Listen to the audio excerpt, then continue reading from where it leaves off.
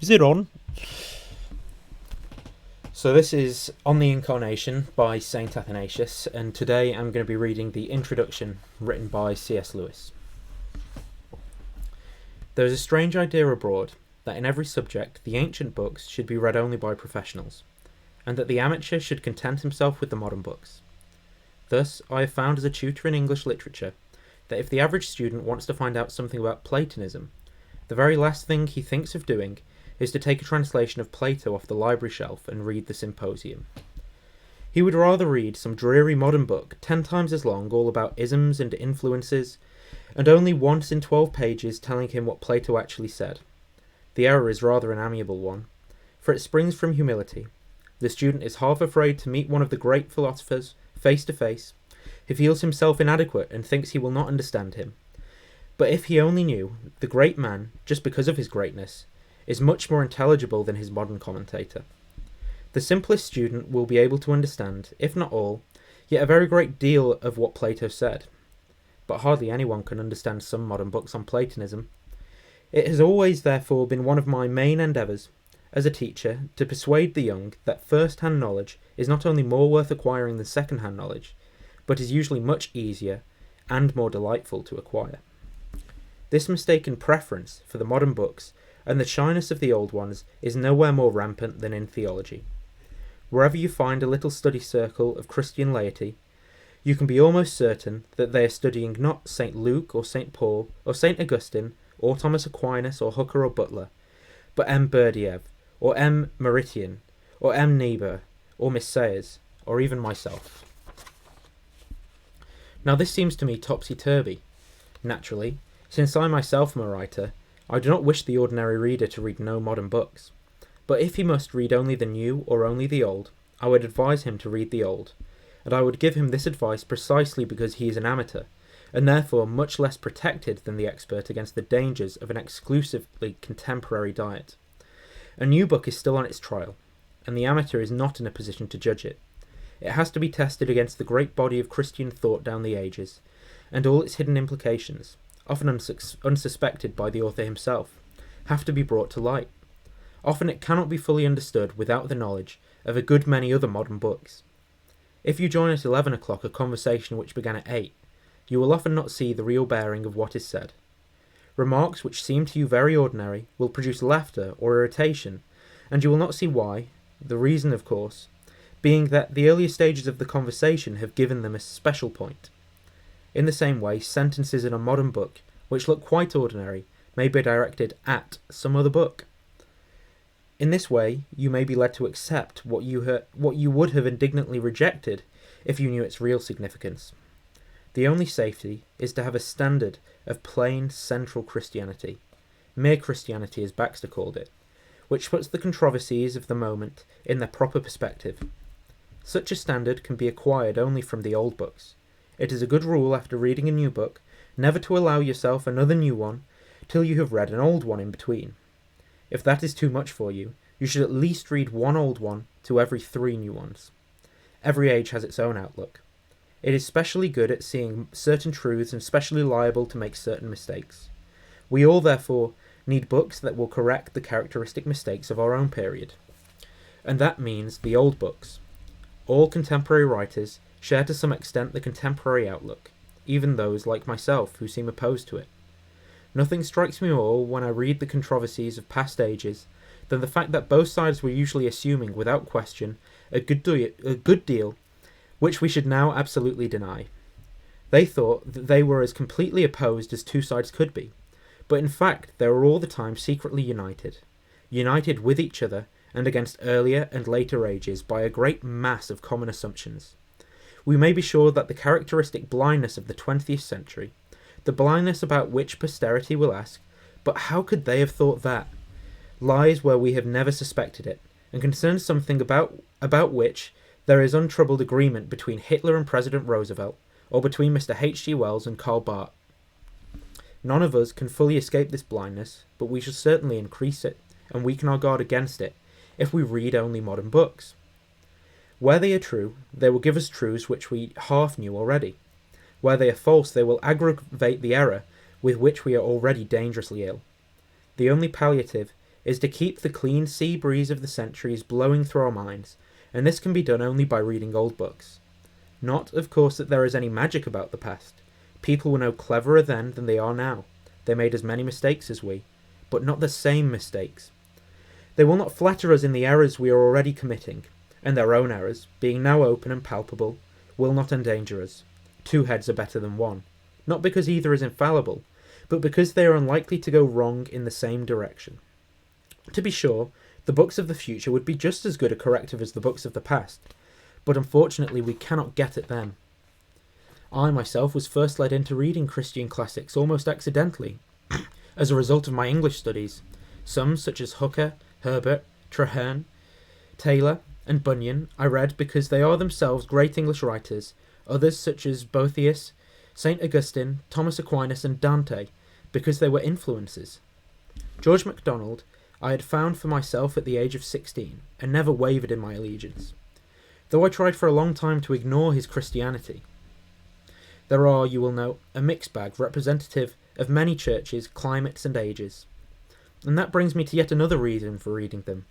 The divisions of Christendom are undeniable, and are by some of these writers most fiercely expressed. But if any man is tempted to think, as one might be tempted who read only contemporaries, that Christianity is a word of so many meanings that it means nothing at all, he can learn beyond all doubt by stepping out of his own century that this is not so.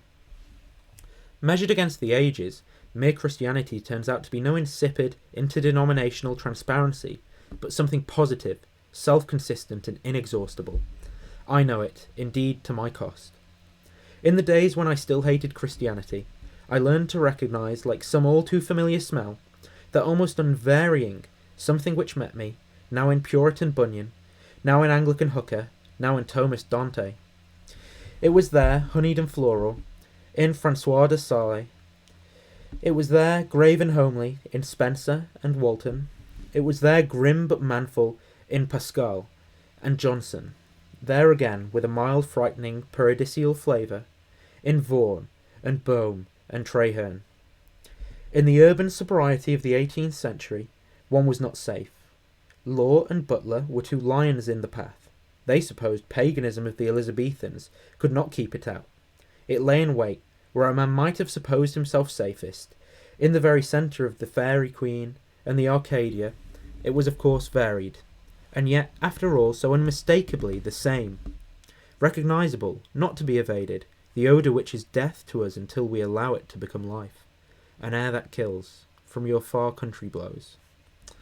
We are all rightly distressed and ashamed also at the divisions of Christendom, but those who have always lived within the Christian fold may be too easily dispirited by them.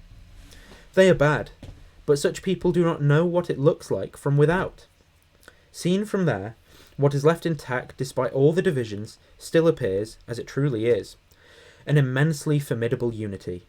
I know, for I saw it, and well our enemies know it.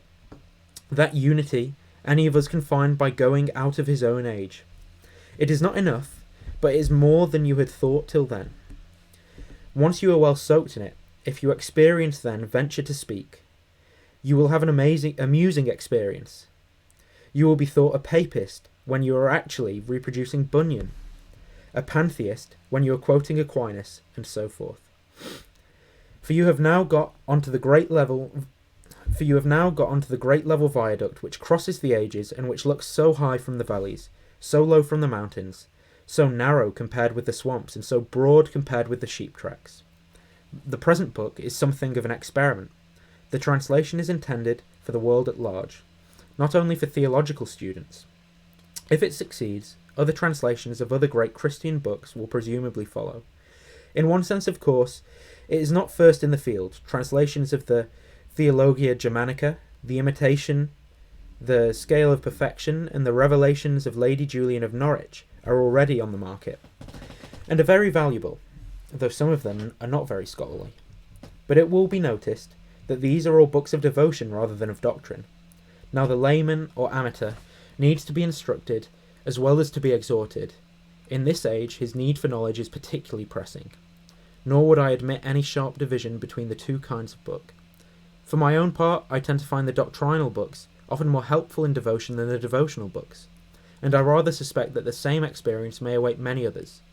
I believe that many who find that nothing happens when they sit down or kneel down to a book of devotion would find that the heart sings unbidden while they are working their way through a tough bit of theology with a pipe in their teeth and a pencil in their hand.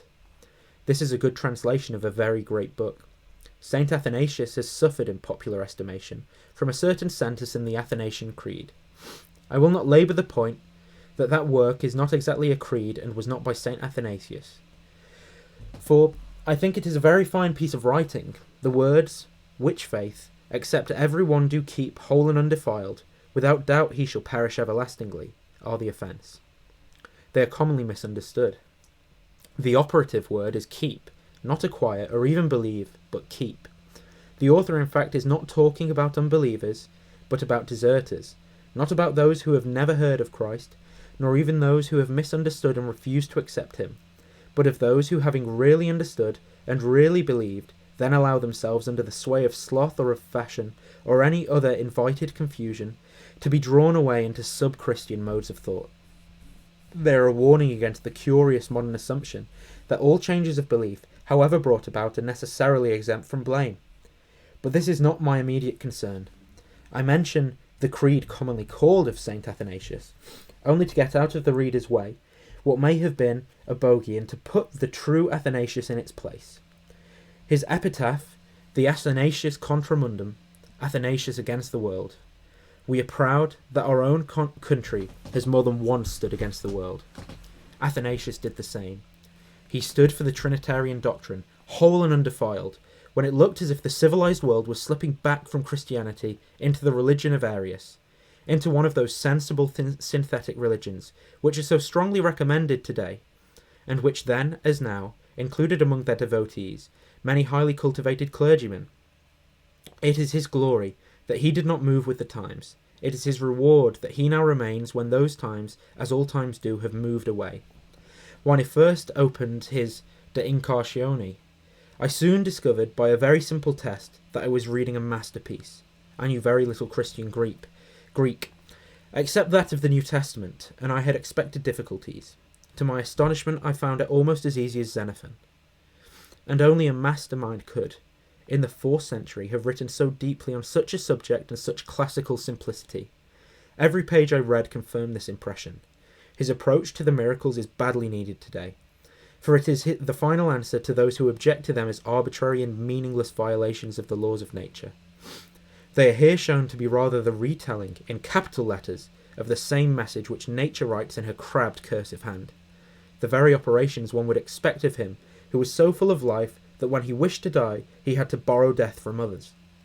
The whole book indeed is a picture of the tree of life, a sappy and golden book, full of buoyancy and confidence. We cannot, I admit, appropriate all its confidence today. We cannot point to the high virtue of Christian living and the gay, almost mocking courage of Christian martyrdom as a proof of our doctrines with quite that assurance which Athanasius takes as a matter of course. But whoever may be to blame for this is not Athanasius. The translator knows so much more Christian Greek than I that it would be out of place for me to praise her version. But it seems to me to be in the right tradition of English translation. I do not think the reader will find here any of that sawdusty quality which is so common in modern renderings from the ancient languages. That is as much as the English reader will notice. Those who compare the version with the original will be able to estimate how much wit and talent is presupposed in such a choice. For example, as 3 wiseacres on the very first page. C.S. Lewis.